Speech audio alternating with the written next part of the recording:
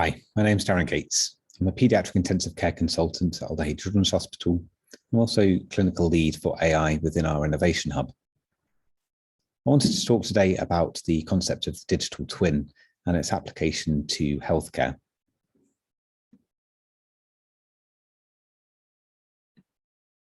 I'm going to cover what a digital twin is, why we might use them, and some of the current challenges in deploying in healthcare context. It's worth noting that the term digital twin is being widely used in a number of different contexts, both in popular press and papers, and it's not entirely consistent. As with the now widely used term for AI, there's a risk of diluting the concept and missing the main benefits. Firstly, there's a necessary distinction between the digital twin approach or paradigm and referring to specific examples of digital twins or artifacts. I think one helpful way to start thinking about this topic is to consider the precursors of digital twins being virtual or simulated models. These are probably most famously described in the mirrored systems in NASA's Apollo 13 program back in 1970.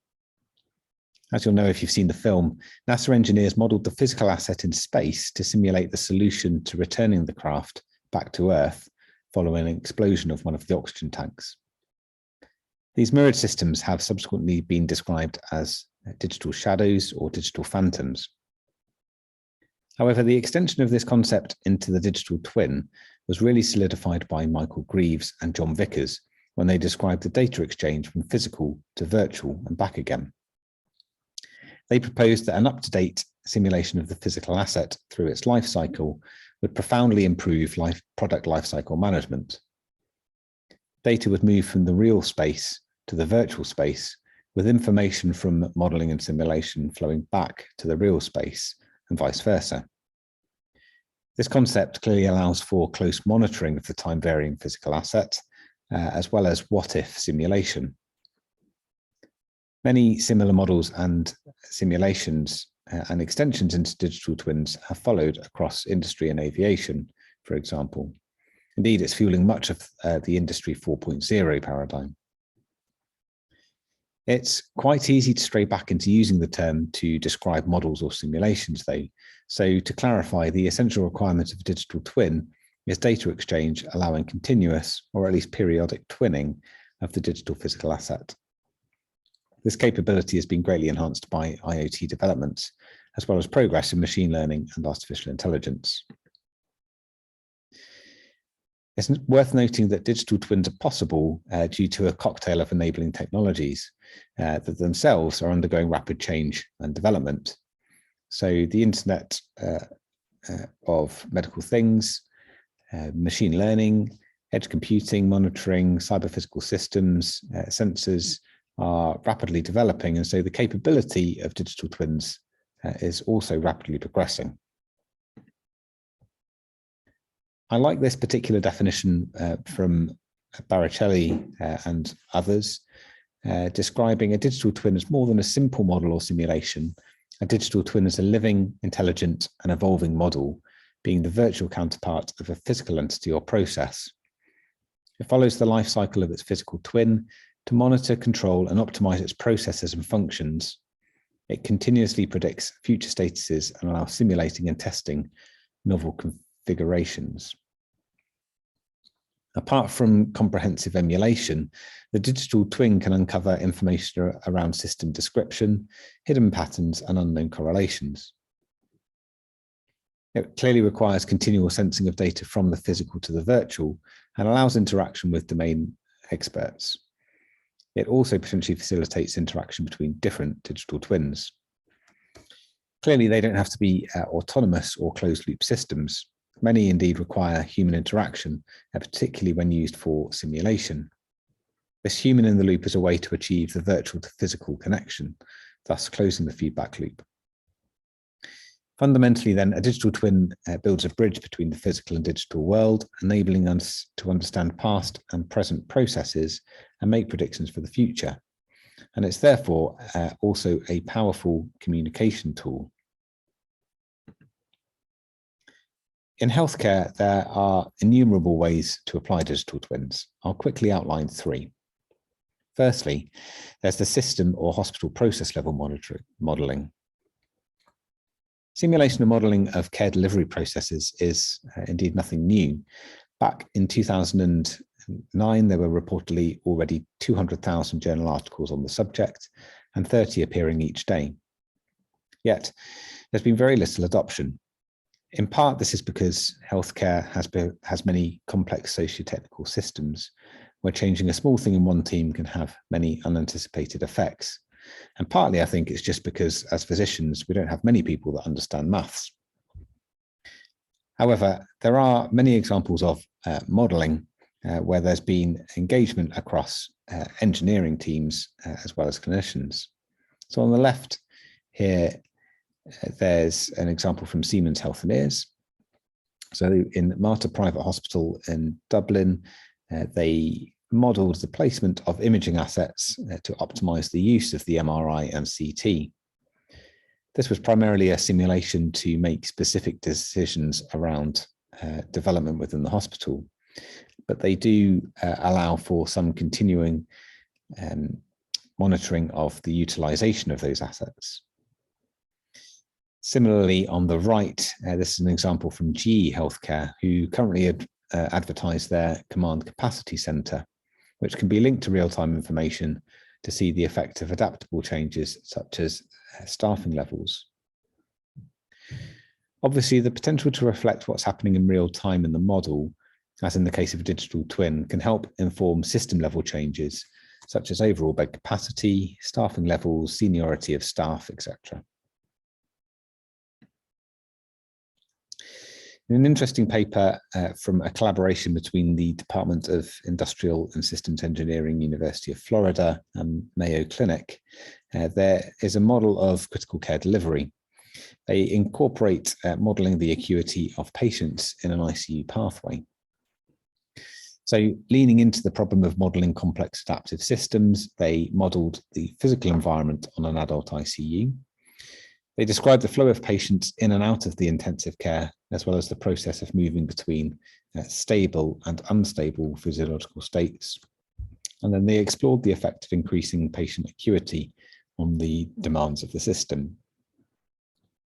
Their hybrid model simulation incorporated both modelling dynamic agents and discrete time events, and aims to capture both patient level, health condition, and system level constraints.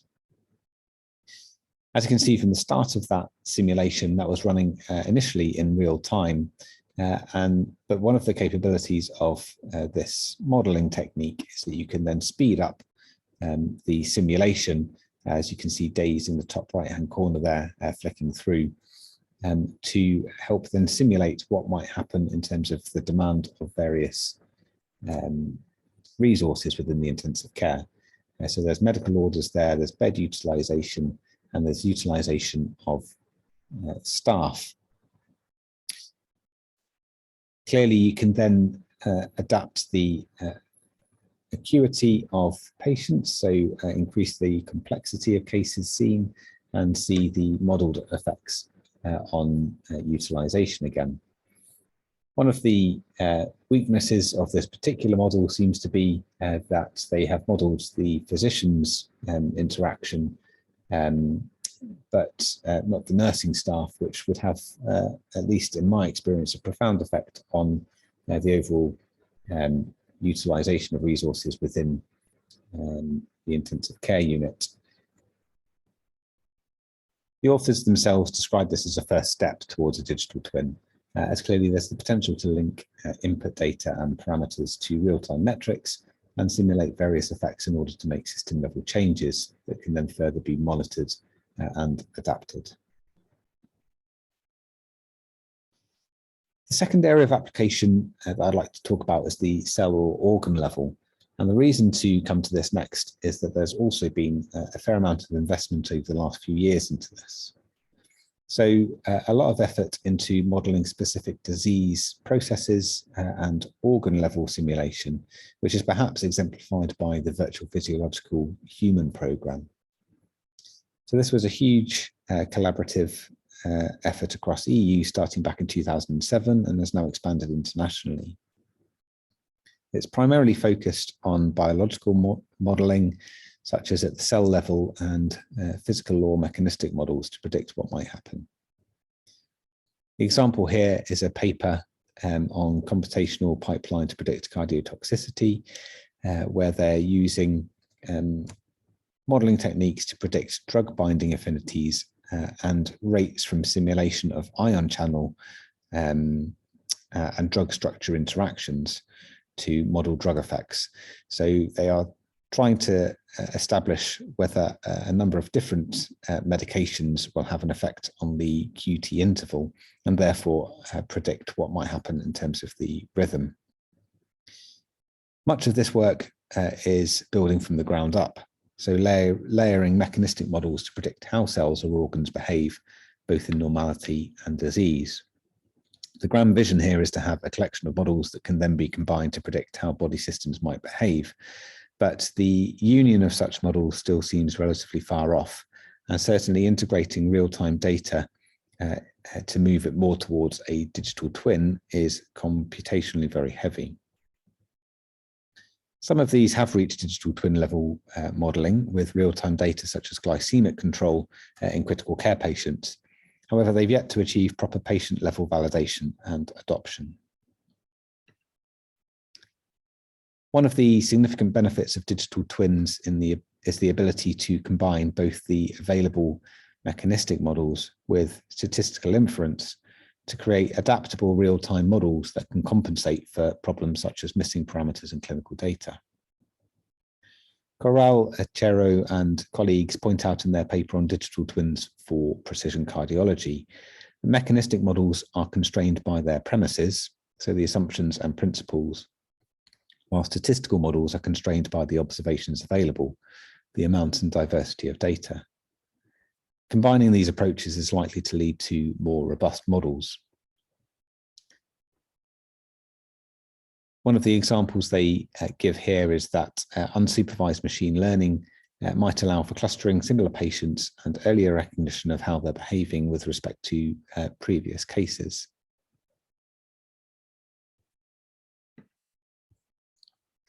The third application that I wanted to highlight is taking a step back up to the patient level. Here, one needs to accept that to a certain extent, a digital twin of a person is impossible. There is a theoretical limit to the precision of health-related data. However, there are abstractions that we make all the time in understanding patient state and trajectory.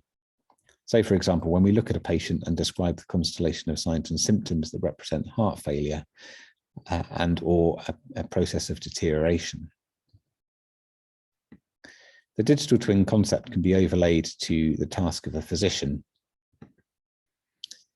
So currently we observe data from patients, we draw a certain level of information from this and use it to make diagnoses or plan treatments.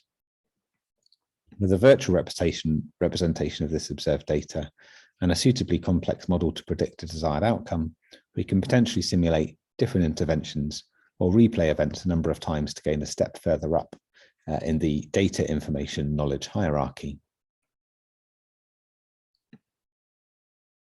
So, for example, different interventions could be simulated on multiple copies of the patient and the best performing intervention selected.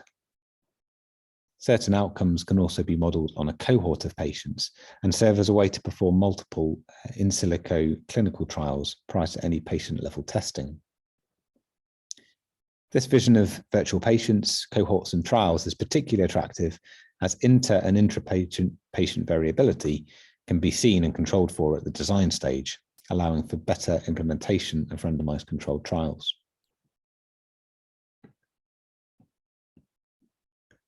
As an amalgamation of many different technologies, building digital twins into potential clinical applications and workflows will remain a challenge and requires a strong innovation drive as well as defining good clinical use cases. Building good enough models and determining the threshold at which there's enough data to make a decision will be application specific. This again will require interdisciplinary teams, including clinical and engineering expertise. What levels of fidelity are appropriate and realistic to maximize benefit whilst minimising expense and technical difficulty will be a particular area of focus. I